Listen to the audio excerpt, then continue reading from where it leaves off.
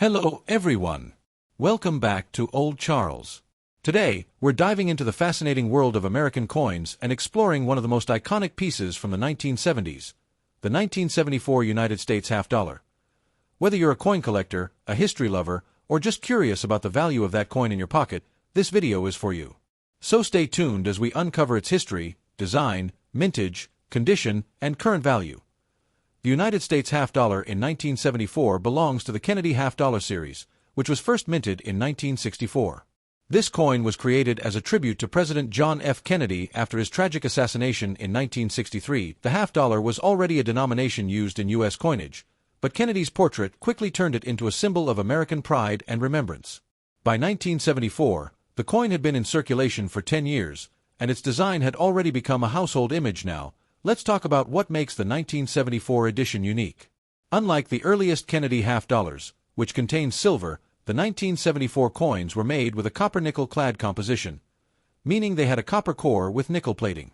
This change started in 1971 when silver was removed from circulating half dollars due to rising costs. On the obverse, or front of the coin, we see the familiar portrait of President John F. Kennedy, designed by Gilroy Roberts. His profile faces left, with the word Liberty above and the motto In God We Trust below. At the bottom is the date, 1974. In the reverse, designed by Frank Gasparro, we find the presidential seal, an eagle holding an olive branch and arrows, surrounded by stars and the words United States of America, and asterisk, half dollar. Asterisk. This iconic design reinforces both strength and peace. The 1974 Kennedy half dollar was struck at 3 different mints: Philadelphia, no mint mark, with a mintage of over 201 million coins; Denver, D mint mark, with a mintage of about 79 million coins; San Francisco, S mint mark, proof coins, asterisk asterisk, around 2.6 million proof coins produced. This high mintage means the 1974 half dollar is not considered rare, but condition and errors can make certain coins valuable. Now, let's talk about value. The part everyone is waiting for. In circulated condition, most 1974 half dollars are worth 50 cents, their face value. In uncirculated condition, with sharp details and luster, they can be worth $2 to $5. Proof coins asterisk asterisk from San Francisco can fetch between $4 and $10, depending on grade and whether they have cameo or deep cameo finishes.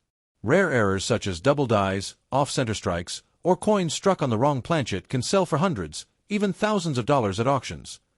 For example, a 1974 D Kennedy half dollar with a well-known double die obverse has been sold for several $100s, depending on the condition. Condition is everything in coin collecting. Collectors grade coins on a scale from poor, P1, all the way up to mint state, MS 70. A heavily worn 1974 half dollar might only be worth its face value. A coin in mint state 65 or higher, with brilliant luster and no major scratches, can be worth $20 to $50 or more. Proof coins graded PR 69 or PR 70 by PCGS or NGC can bring even higher premiums, especially if they have cameo contrast. If you're interested in collecting the 1974 Kennedy half dollar, here are some tips. 1. Check for mint marks. Look just below Kennedy's neck for a D or an S2. Examine the condition. The better the luster and fewer marks, the higher the value. 3. Look for errors, especially the famous 1974 D double die obverse. 4. Consider proof sets. 1974 S proof coins often come in original government packaging and are a great addition to any collection. To sum it up, the 1974 Kennedy half dollar is a common but historically significant coin. Most are only worth face value in circulation, but high-grade uncirculated and proof examples, as well as error coins, can carry impressive premiums. It's not just about the money, though. Each of these coins represents a piece of American history and the lasting legacy of President John F. Kennedy. So next time you come across a 1974 half dollar, take a moment to appreciate its story before you think of spending it. To understand the history of the 1974 Kennedy half dollar, we have to go back to the early 1960s, a time of great change in the United States. The half dollar denomination had been part of U.S. coinage since the very beginning of the mint in the late 1700s. For much of the 20th century, the half dollar was dominated by the Franklin half dollar series, which ran from 1948 until 1963. These coins featured Benjamin Franklin on the obverse and the Liberty Bell on the reverse. But everything changed on November 22, 1963, when President John F. Kennedy was assassinated in Dallas, Texas. The nation was in mourning, and almost immediately there was a push to honor the late president on U.S. coinage. Within days of his death, Congress approved a design change for the half-dollar, and by March of 1964, the first Kennedy half-dollars were released to the public. The release sparked enormous public interest. People lined up at banks to obtain the new coin, and within hours the initial supply had been completely sold out. Many Americans hoarded the coin as a keepsake to remember the fallen president, making circulation very limited despite the high mintage at first. The Kennedy half-dollar was struck in 90% silver in 1964, but because of rising silver prices, the mint quickly reduced the silver content. From 1965 to 1970, the coins were made of 40% silver, and after 1971, they switched permanently to a copper-nickel-clad composition. This was the same material used for dimes and quarters of the time. Why 1974, the Kennedy half-dollar was firmly established in American coinage. It was the 10th year of issue for the series. However, by this time, the half-dollar was already becoming less popular in everyday circulation. Many people saved them as collectibles, while others simply didn't use half-dollars often in daily transactions. Instead, quarters, dimes, and dollar bills dominated small purchases. The year 1974 also came during a period of economic difficulty in the United States. Inflation was rising, and the cost of living was increasing. Though the coin itself didn't change in design or metal content, it represented a stable symbol of American resilience during a decade of challenges. The design by Gilroy Roberts on the obverse and Frank Gasparro on the reverse remained unchanged in 1974. Kennedy's strong profile served as a reminder of both his presidency and the values he represented. The reverse design, with the presidential seal, reflected the strength of the office of the presidency during a time when America was facing the aftermath of Vietnam and the Watergate scandal. The 1974 half-dollar also became notable because of a famous error variety, the 1974 D double die obverse.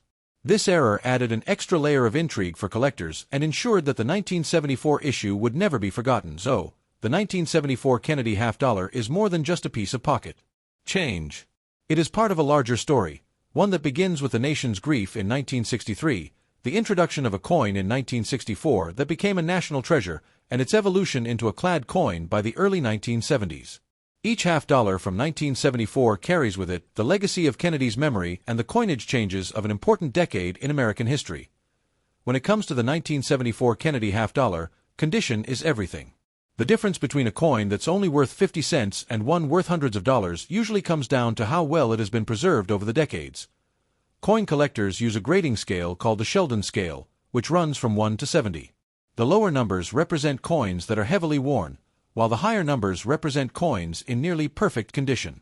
Let's break it down so you can understand what to look for in your 1974 half-dollar. At this level, the coin is heavily worn.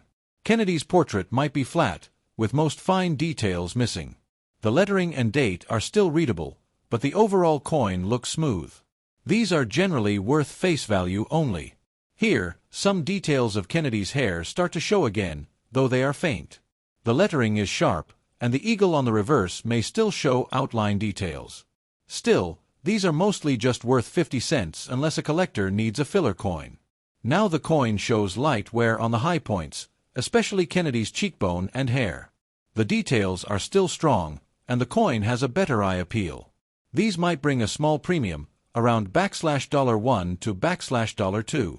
PR 65 proofs are common and worth $5, $8. PR 69 or PR 70 deep cameos are highly desirable and can bring $25, $75 or more. Handling *** coins that have been touched often will show fingerprints, oils, and scratches. Storage *** coins stored in paper envelopes or jars may tone or discolor, while those kept in protective holders maintain their brilliance. Strike quality *** some coins, even if uncirculated, may appear weakly struck, especially around Kennedy's hairlines. Collectors usually prefer well-struck examples if you want your 1974 half-dollar to hold or increase in value. 1. Avoid cleaning it. Cleaning leaves scratches and lowers value. 2. Store it properly, in a 2x2 coin holder, capsule, or album to protect against scratches and moisture. 3. Check grading companies. Having your coin certified by PCGS, NGC, or Anax can give it an official grade and make it easier to sell. So, condition is the key to unlocking the true value of your 1974 Kennedy half-dollar. A well-worn coin may only be worth 50 cents, but a coin in pristine, uncirculated condition, or a high-grade proof, can be worth many times its face value. That's why collectors carefully study every detail, from Kennedy's hairlines to the shine of the fields, before deciding a coin's grade.